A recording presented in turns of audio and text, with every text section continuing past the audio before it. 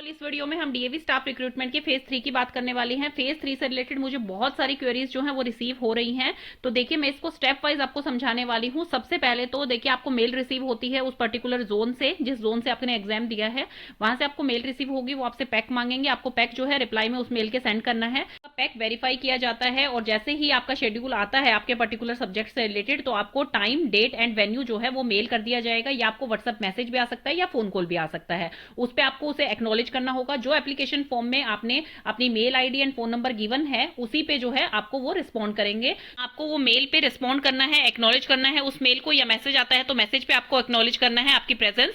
Then after that जैसे ही आप वहां पर इंटरव्यू देने के लिए पहुंचते हैं तो आप अपने सब्जेक्ट से रिलेटेड टीएलएम बना के ले जाएंगे। और सब्जेक्ट से रिलेटेड जो है, जैसे कि मान लीजिए आप पीआरटी के लिए जा रहे हैं तो आप 3rd to 5th के बीच में जो है कोई भी एक टॉपिक ले सकते हैं जो कि बहुत ज्यादा कॉमन ना हो। क्योंकि अगर आप बहुत ही कॉमन टॉपिक लेते हैं, फॉर एग्जाम्पल जैसे फोटोसिंथेसिस है, हो सकता है आपके जो सब्जेक्ट एक्सपर्ट हैं उन्हें वो टॉपिक जो है बहुत ही ज्यादा कॉमन लग रहा है या बहुत ही ज्यादा इजी लग रहा है, तो वो आपको कोई ऐसा टॉपिक दे सकते हैं जो उन्हें लगे कि पीआरटी के हिसाब से ये टॉपिक जो है यहाँ पर इस टीचर को प्रेजेंट करना चाहिए। तो इसलिए पहले से ही आप कोई ऐसा टॉपिक लेके जाइए जो ना तो कॉमन हो ना बहुत ही ज्यादा इजी लगे उन्हें, तो इसलिए वो आपका टीएलएम भी वहां पर काम आ जाए। तो ऐसा टॉपिक आप जो है चूज करके जा सकते हैं और उसका टीएलएम प्रिपेयर करके जा सकते हैं। नेक्स्ट थिंग कि जैसे आपको वहां पर कैंडिडेट्स दिखते हैं, आपको जो भी डेट दिया गया है, जो भी वेन्यू दिया गया है, आपको वहां पर काफी सारे कैंडिडेट देखने को मिलेंगे। तो आपको वहां पर जितने भी कैंडिडेट्स देखने को मिलते हैं आपको वहां पर घबराना बिल्कुल भी नहीं है। कॉन्फिडेंस आप में जरूर होना चाहिए, बिकॉज वहां पर जो कैंडिडेट होंगे वो आपके ही सब्जेक्ट से रिलेटेड पीआरटी के हो सकते हैं, टीजीटी के हो सकते हैं, पीजीटी के हो सकते हैं। बिकॉज आपका जो सब्जेक्ट एक्सपर्ट पैनल वहां पर आ रहा है वो आपके पीआरटी के लिए भी है, आपके टीजीटी के लिए भी है एंड पीजीटी के लिए भी है। जैसे कि साइंस का है तो पीआरटी साइंस का भी इंटरव्यू होगा उसी दिन, पीजीटी का भी होगा एंड टीजीटी का भी होगा। तो इसलिए कैंडिडेट्स को देख के आपको घबराना नहीं है, आप में कॉन्फिडेंस जो है वो होना चाहिए। जैसे मैं आपको पहले ही बता चुकी हूँ कि अगर आप पीआरटी का इंटरव्यू देने जा रहे हैं तो उसके लिए आपको सिर्फ 3rd to 5th नहीं पढ़ना है, आप कम से कम 8 तक का पढ़ के जाएंगे। और 9th 10th का भी अगर आप कर सकते हैं तो वो बहुत ही अच्छा है। ऐसे ही आप टीजीटी के लिए जा रहे हैं तो आपको 10th तक का डेफिनेटली आना चाहिए। +1 +2 का भी आप जो है बुक्स देख सकते हैं। लेवल का आप वहां पर इंटरव्यू देने जा रहे हैं उससे हायर लेवल तक का जो है आपको पढ़ के जाना है। एंड जो आपका इंटरव्यू का टाइम है, जो क्वेश्चन मेरे से पूछे जा रहे हैं, मैम इंटरव्यू कितनी देर का होने वाला है, किस टाइप के क्वेश्चन पूछे जा रहे हैं, आपके सब्जेक्ट से रिलेटेड ही क्वेश्चन वहां पर पूछे जा रहे हैं। अगर टीचिंग फील्ड के लिए जा रहे हैं, नॉन टीचिंग फील्ड के लिए जा रहे हैं, तो सीबीटी में आपका जो भी आपने पढ़ा था वहां पर उसी तरह का आपको जो है प्रिपरेशन यहाँ पर करके जाना है।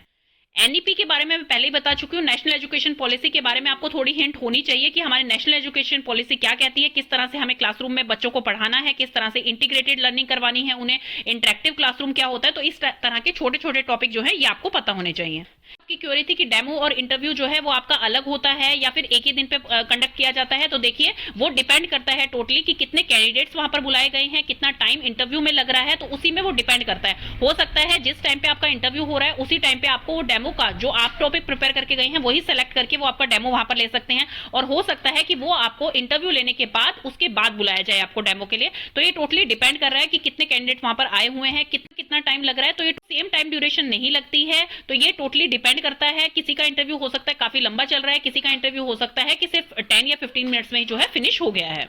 कि आपको मेल में आता है कि आपको ये डॉक्यूमेंट्स लेके आने हैं, जिसमें कि आपको ओरिजिनल सर्टिफिकेट्स लेके जाने हैं, जो आपके एजुकेशनल सर्टिफिकेट हैं, आपके जो एक्सपीरियंस लेटर्स हैं, and pack and application form जो कि आपने सीबीटी एग्जाम के लिए फिल किया था वो भी आपको वहां लेके जाना है। अपने फोटोग्राफ्स लेके जाने हैं आपको, आप अपना सीवी भी लेके जाएंगे वहां पर। मैंने एजुकेशनल सर्टिफिकेट्स में आपको बताया है, तो वहां पर आपको अपनी मार्कशीट एंड डिग्री वो दोनों लेके जानी है। आपको जो मार्कशीट है वो अपनी 10th 12th एंड आपकी ग्रेजुएशन, पोस्ट ग्रेजुएशन, बीएड इन सब की लेके जानी है वहां पर। एंड आपके एक्सपीरियंस लेटर, जो भी आपने एक्सपीरियंस अभी तक गेन किया है वो सारे एक्सपीरियंस लेटर भी आपको वहां पर लेके जाने हैं। आप अपनी पासपोर्ट साइज फोटोग्राफ लेके जाएंगे, आपके पास पेन होना चाहिए, आपसे वहां पर फॉर्म फिल करवाया जाता है। वो फॉर्म फिल करने के बाद फिर वहां पर आपको जो है इंटरव्यू के लिए बुलाया जाता है। तो देखिए इंटरव्यू और डेमो के बारे में मैं पहले ही एक्सप्लेन में काफी वीडियोस में बता चुकी हूँ कि किस तरह के क्वेश्चंस वहां पर पूछे जाते हैं।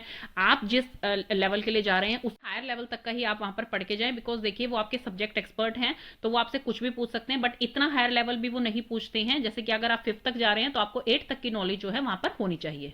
ड्रेसिंग के ऊपर भी जो है मैं एक पूरी वीडियो डाल चुकी हूँ। गर्ल्स जो हैं वो साड़ी प्रेफर कर सकती हैं, नहीं तो कॉटन के जो अच्छे फॉर्मल सूट्स होते हैं उस टाइप के सूट्स वो वेयर कर सकती हैं। ऐसे ही बॉयज में जो है वो फॉर्मल ड्रेस पहन के जाएंगे वहां पर इंटरव्यू के लिए। टीएलएम आप बना के जाएंगे, जो भी आप डेमो प्रिपेयर करके जा रहे हैं वो टॉपिक बहुत ज़्यादा कॉमन या बहुत ज़्यादा इजी नहीं होना चाहिए, लेवल का ही जो है वहां पर डेमो प्रिपेयर करके जाएंगे। फॉर एग्जांपल अगर आप पीआरटी के लिए जा रहे हैं तो 3rd to 5th के बीच में आप जो है किसी भी टॉपिक के ऊपर अपना डेमो प्रिपेयर कर सकते हैं। आपको बिल्कुल सॉफ्ट स्पोकन होना है, स्माइलिंग फेस अपना रखना है, एंड कम्युनिकेशन में देखिए इंग्लिश में ही जो है आपसे क्वेश्चन पूछे जाते हैं, और इंग्लिश में अगर आप आंसर देंगे वो ज़्यादा प्रेफरेबल है एज कम्पेयर टू हिंदी। अगर आप हिंदी के टीचर के लिए जा रहे हैं या संस्कृत के टीचर के लिए जा रहे हैं तो वहां पर आप हिंदी जो है बोल सकते हैं, और अगर आपको कोई क्वेश्चन नहीं आ रहा है तो आप बाइलिंगुअल हो सकते हैं।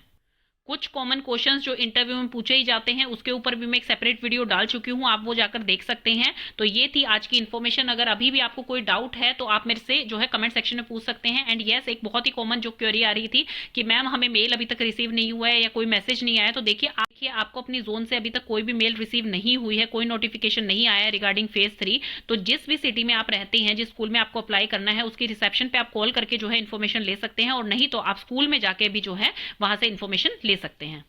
आप देखिए पैन इंडिया में कहीं पे भी अप्लाई कर सकते हैं, ऐसा कुछ नहीं है कि सिर्फ आप अपनी जोन में ही अप्लाई कर सकते हैं, आप पैन इंडिया में कहीं पे भी जो है अप्लाई कर सकते हैं। कुछ इन्फॉर्मेशन अगर आपको लगता है कि आपको कोई डाउट है तो आप मेरे से कमेंट सेक्शन में पूछ सकते हैं। Thank you.